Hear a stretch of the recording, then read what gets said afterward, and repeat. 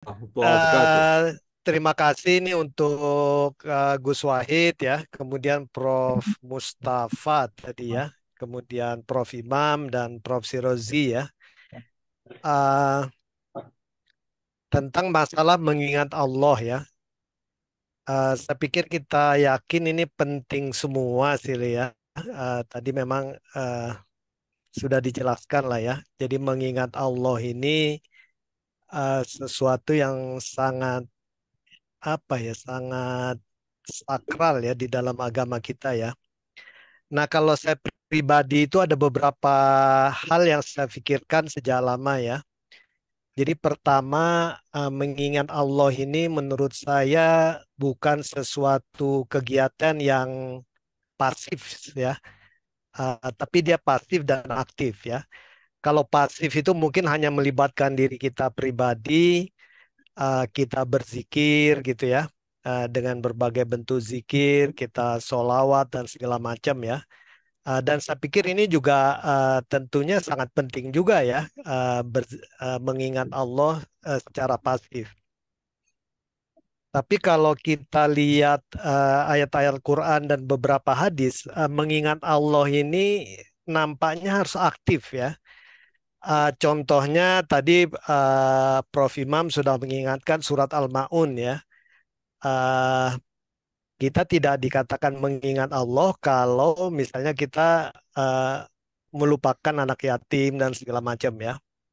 Bahkan kan ada hadis qudsi ya, Allah mengatakan, wahai hambaku, aku sakit, kenapa engkau tidak menjengukku ya? Eh, Kemudian kita tahu hamba itu mengatakan, ya, wahai Allah, engkau adalah maha besar dan segala macam, bagaimana bisa sakit dan segala macam ya. Secara umum ya, saya tidak ingat persis kata-katanya. Tapi Allah mengatakan kalau kamu menjenguk hambaku yang sakit, kamu akan menemuiku di sana ya. Kemudian hadisnya juga mengatakan secara umum, wahai hambaku, aku kelaparan ya. Aku kehausan, kenapa engkau tidak memberikan makan dan minum? Tapi ujung-ujungnya adalah uh, kalau engkau memberikan atau membantu orang-orang kesusahan, kamu akan menemui Allah di sana ya. Jadi mengingat Allah ini menurut saya memang ada komponen aktifnya ya, ada amalnya ya. Uh, Kita dikatakan mengingat Allah atau kalau kita mentaati seluruh perintah Allah, berarti itu kita ingat ya. Atau menjauhi semua larangannya. Jadi aneh kalau misalnya kita tahu korupsi itu nggak boleh, tapi kita mengatakan kita mengingat Allah, tapi tetap korupsi. Nah ini kontradiktif ya. Jadi menurut saya mengingat Allah itu ada komponen aktifnya. Kemudian juga kalau kita tanya-tanya, manfaat mengingat Allah itu harusnya tidak hanya untuk pribadi kita ya.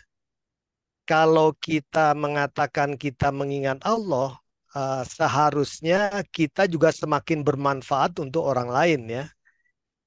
Kan Kanjeng Nabi Shallallahu Alaihi Wasallam mengatakan salah satu ciri orang yang baik itu adalah orang yang paling banyak manfaatnya ya kepada orang lain. Jadi manifestasi dari mengingat Allah itu harus nampak dalam amal perbuatan kita ya, yang membawa manfaat bagi orang lain. Jadi yang pertama, mengingat Allah itu tidak hanya pasif, harus ada aktifnya. Kemudian manfaat dari mengingat Allah itu tidak hanya untuk diri sendiri ya, tetapi untuk orang lain. Nah, yang menarik ini dari segi sains ya. Saya kebetulan ini senang sains kealaman ya, alam semesta. Jadi seperti kita ketahui alam semesta itu kan besar sekali ya, sangat luas ya. Apalagi ada 7 uh, alam semesta ya. Nah, banyak ahli-ahli sekarang itu yang punya hipotesa bahwa seluruh alam semesta ini sebenarnya seperti jaringan superkomputer yang sangat besar ya. Sehingga apapun yang kita pikirkan, kita ucapkan, kita lakukan itu otomatis tercatat di dalam sistem komputer alam semesta ya.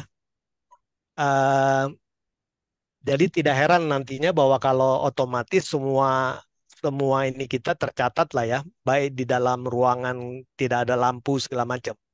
Karena alam semesta ini proton-protonnya, ion segala macam itu bertindak sebagai media supercomputing system yang sangat besar ya. Nah, dalam konteks ini, kalau kita mengingat Allah, baik secara pasif, dia otomatis akan tercatat ya. Kita masuk terregister di dalam sistem komputer besar alam semesta.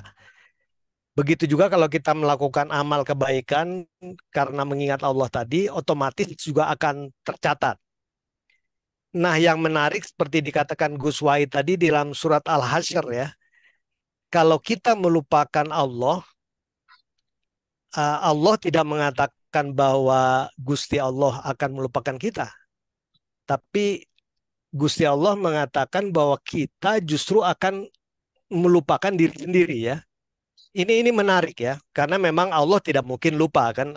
Allah itu maha pengingat dan segala macam ya. Tapi yang menarik begitu kita lupa kepada Allah, seolah-olah kita melupakan diri sendiri. Maksudnya kita menafikan diri sendiri.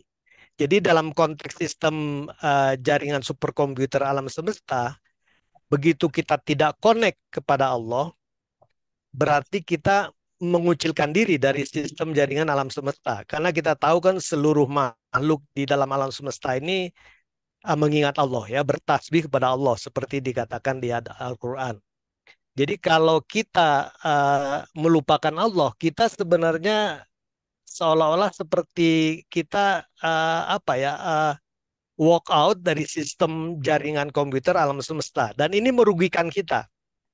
Tetapi kalau kita mengingat Allah, apalagi dengan zikir, dengan salawat, macam-macam, dan juga dengan amal perbuatan, maka kita masuk ke dalam sistem jaringan uh, semesta yang memang bertasbih kepada Allah, maka kita akan terbantu atau akan dibantu oleh alam semesta lainnya ya.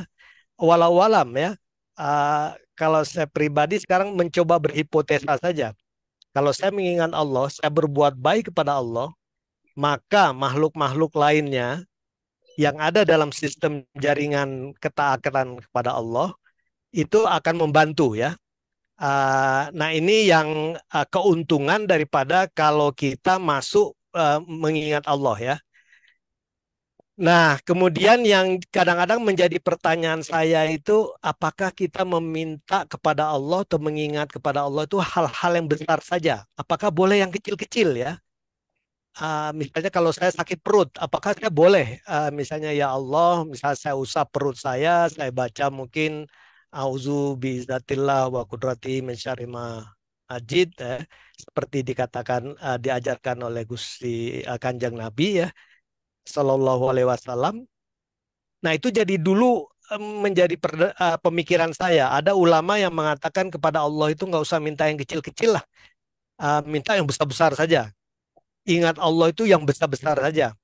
Tapi ada ulama bahkan kalau tidak salah sahabat atau tabiin yang mengatakan bahkan kalau terompahku hilang pun aku lapor kepada Allah ya. Nah, dalam konteks ini saya dalam konteks sistem jaringan komputer alam semesta saya lebih cocok kepada pemikiran sahabat atau tabiin tadi. Karena begitu misalnya terompahnya hilang, dia lapor ke Allah, dia sebenarnya lapor ke dalam sistem jaringan komputer alam semesta dan makhluk yang lain, makhluk Allah pasti akan membantu ya dengan caranya masing-masing walau alam yang membuat kita kemudian walau alam kita ingat ya. Jadi menurut saya yang keempat ini nanti mohon petunjuk dari para kiai di sini. Mengingat Allah itu tidak hanya hal-hal yang besar ya, tapi hal-hal yang kecil pun menurut saya ya kita harus ingat Allah ya. Sehingga saya pun sekarang sudahlah ingat Allah dalam hal-hal kecil apa besar pun saya ingat Allah aja. Bahkan yang kecil-kecil pun saya minta kepada Allah ya. Saya nggak minta kepada makhluk ya.